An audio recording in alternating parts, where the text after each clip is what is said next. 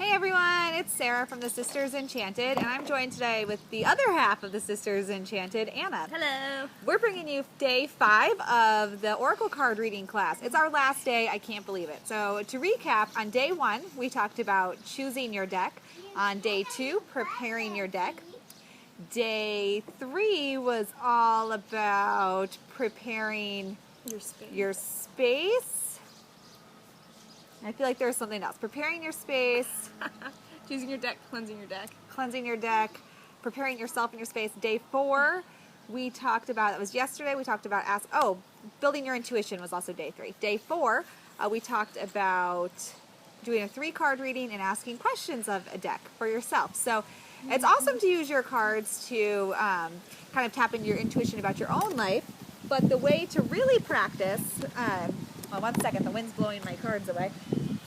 The best way to practice reading oracle cards is to read for somebody else. So it can be a little bit scary at first because you're not sure if you're going to get it right or be accurate. But you know what? That's not a big deal. Jump right in and give it your best shot. And at the end of the reading, ask the person, how accurate was this for you? And remember that if you're really tapping into your intuition, the person that you're reading for might not totally see their story in the reading at the moment, because they have to be open and ready to acknowledge what you're giving them also. If they're not ready to receive what you're telling them, then it may not be really clear or relevant to them at the moment. But after thinking on it, maybe within the next day or two, it might become more clear to them. So it is also something to think about. If you're going to ask for feedback, to give a little bit of a time period before you get that feedback and give that person a chance to let the information sink in. So with that being said, we're going to go ahead and demonstrate a reading for you today. Now, because of the way that our camera's set up, you're not going to be able to see the card as I lay them down. What I am going to do is take a photo of the cards, and I'm going to include it in the information.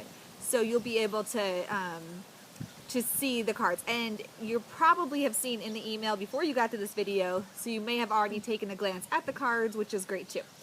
So you will be able to see them. And I'll try to hold them up, but we're outside, so I don't know if you're going to be able to see with the sun glare. So Anna today has asked to gain some more information about her current employment status. So Anna, while working at the Sisters Enchanted, also has another job where she works in person. And so she just wants kind of some guidance or some information around that situation. Nothing too specific, just some information on her current employment status. So today I'm going to do a 3-card reading using the Moon Phases Oracle deck, which I've talked about a few times in this class. And I'm going to take a kind of a theme card, so one additional card from the Moon deck, which I haven't talked much about, but I'll put some more information in regards to using kind of a 4th theme card. I'll put that in the email for you if you're watching this before reading the email. I'll put that with the photo of the layout. All right, so you do it just like you're going to read for yourself. You're going to go ahead and ask, whoever it is that you call upon, your internal self, the spirit, God, whoever you call upon, you're going to ask for some information, some guidance on this reading. So I'm going to go ahead and think on that while I shuffle my cards.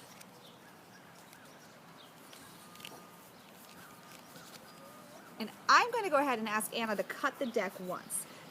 You may or may not want the person that you're reading for to touch your deck. It's really up to you what you have them do. You can cut it yourself or have them do it. Remember to, if you want to clear your deck afterwards, if you have somebody else touching it, that's always a good idea. So I had her cut the deck, and I'm going to pull 3 cards now. So my first card I'm pulling is the moon. We have a nice full moon here. Or a tree moon, I'm sorry. We've got a tree moon. It's a tree and a full moon. We have a dispute moon. We got a lot of full moons going on here. Another one. And the flock. Man, that's 3 full moons in a row. And then we're going to go ahead and shuffle our moon deck for kind of our theme, our overarching message card here. Would you like to cut this deck for me, please? And for this one, my instincts keep me adaptable in the face of any obstacle. And this one does not feature a full moon. This one features... I think most of the moon crescent deck moons features a crescent moon. I know Oh, there's full moons on these bad boys too. Yeah, see? Ah. All throughout. There's one. Anyway. Okay, so this one is a little bit different, so that's interesting. So, the first thing I gained from this reading using this deck, and it's going to be different depending on the deck that you use, but for this deck in particular, I see that we have full moons here. So full moon is kind of your intentions have come to light in the full moon. So whatever you've been setting in motion should happen or is happening at the full moon. The crescent moon is kind of you're taking action to get to those. So that's our theme here. So it seems to me that whatever she's trying to do at work or in her workplace, the theme is that she's still taking the steps to do it. And these cards are telling me what's going to happen at, once it has come to fruition here. So the tree moon, and I'm reading this as a mind, body, spirit reading. I should have mentioned that before. So the tree moon is telling me that in her mind, so the tree is a symbol, is a sign of life, right? It's of growth, regeneration. There's cycles. A tree dies and then, well, it doesn't die, but the leaves die, they fall off, and they come back every year. So cycles and growth. And the full moon is kind of the end of the cycle. And this tree here doesn't have any leaves on it. So it's kind of at the end of its life cycle too. So it's telling me that whatever, for Anna's employment situation here, her mind is kind of at the end of a cycle. So it seems to me that there's a shift happening in her mind. So she's at the end of one area of her focus with her employment and she's moving on to something new. So whether that's something new at her, she's asking about her in-person job. So it seems to me that she's kind of at the end of a cycle with that job. So either maybe she's going to go on to a different have different responsibilities with that job, different people are coming into that job. Something about her job is at the end of its cycle. So that was mine. Our body is the dispute moon. So here we have two deer that their antlers are locked together. So deer can be a sign of abundance, also of new things coming. They can be protectors of children, depending on what kind of reading you're doing. They can be a sign of, like I said, abundance, fertility, money coming your way. So, and your intentions coming to fruition. So with the dispute moon being in her body position, and on the full moon here also, so again, you're at the end of the cycle. So I'm thinking that there is some kind of tension. So her mind is at the end of a cycle, right? But the physical being of her isn't quite letting into that end of the cycle. So she's like at an odds with herself here. Should I keep doing what I'm doing? Should I say something about what's going on? Something that's bugging me?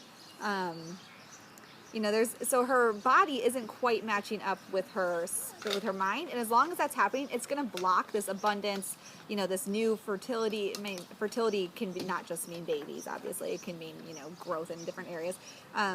But so as long as her body here isn't in line and it's disputing with what her mind is saying about you're at the end of the cycle, it's time to move on. Her body's like, I'm feeling the tension and I'm not moving on. So as long as that's happening, she's not going to be in alignment and we're not going to see the end of this full moon, which could be why we have the crescent moon here. It's like there's still stuff happening, still things going on, which makes sense too. If my instincts keep me adaptable in the face of any obstacle, so she needs to rely on those instincts here to stop fighting her physical self and her mental self. So then her spirit here is the flock. Again, we've got a full moon. And so the birds, a flock of birds, is another sign of abundance and fertility. We had and a flock of birds fly over us. We did just like 10 seconds ago. We both did this. If you didn't notice. So again, and that's her spirit. So her spirit is ready for this stuff to happen. Her spirit is ready to take off. And in this reading to me, I'm seeing that her instincts keep her adaptable in the face of any obstacle. And her obstacle here to me is really her physical being is at odds with her spirit, her mind and her spirit. And as long as she's at odds with that spirit and her mind, so her internal divine, the part of her that knows everything, knows what she needs to be doing, and knows that she has everything within her, as long as her physical body is weighing her down and is not letting her move forward, then she's going to be stuck in this crescent moon state.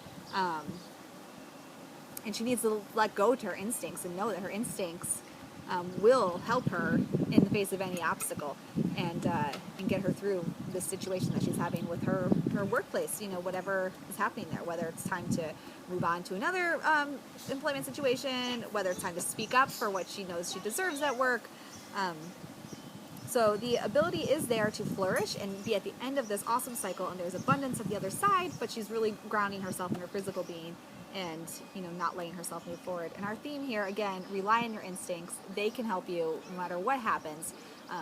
You know, follow those, and you'll reach that full moon, the end of that cycle. So that is my reading for Anna. How did that resonate with you? I think that it resonates pretty well. I think that it's a common theme in my life. My sister here likes to call me positive energy ninja, that like positivity is coming at me and I'm like, hey, yeah, stay away. It's not a good thing. So I think that it was pretty right on. I mean, there's definitely some shifts happening at my workplace that I'm not really sure what's happening or what's going to be the result of it. Yeah.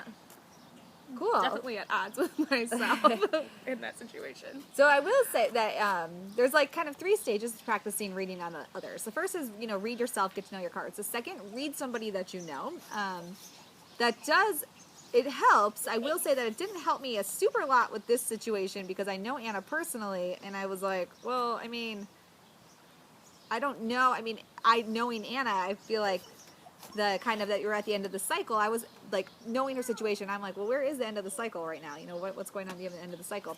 But I mean, there are things changing, so Anna might know that better than me. And then the third step to reading for others is reading for a complete stranger. So that is going to be a little bit different. And if you head over to our Facebook group, you can buddy up with somebody in there and read with each other. So you can probably even share them on the timeline, and we can put in our 2 cents if you want it. If you don't. Yeah, so those would be the 3 steps. Read with yourself first, read with somebody you know, and then, you know, find somebody to read with. And again, the Facebook group is a great place to find a partner to buddy up with and read with them. And in the email, I'll put more information about choosing a theme card, so an additional 4th card from a separate deck if you want to do that. And I will also put in a picture of the layout that we had. So it's been so great on this 5-day journey with you. We hope that you join us in the Facebook group where we can keep rocking and making magic together and learning more about all things intuition, magic, divination, and just awesome stuff that makes this life great. So thank you again, and we'll talk to you soon. Bye.